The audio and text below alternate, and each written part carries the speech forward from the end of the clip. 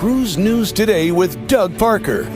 Good morning. Here's your cruise news for Wednesday, August 13th. Another man overboard. Passengers aboard Norwegian Star were awakened early Tuesday morning by a code Oscar, the maritime signal for a man overboard.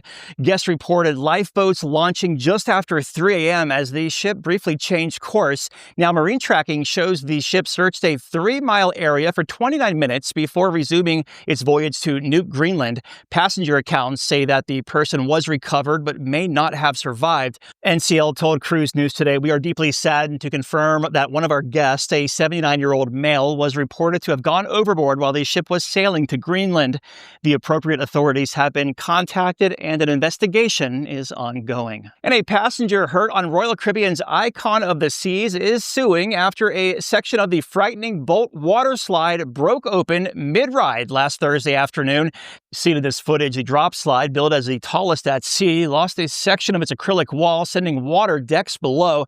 Now, the man inside of the slide at the time suffered cuts from his legs to his hands, but luckily did not fall out. He hired a South Florida maritime law firm to represent him. The firm commented that cruise lines must ensure onboard attractions are safe. Sounds reasonable. Royal Caribbean has closed the drop slides on both Icon and Star of the Seas while investigating whether the failure was due to a defect, installation issues, or impact. No reopening date has been set.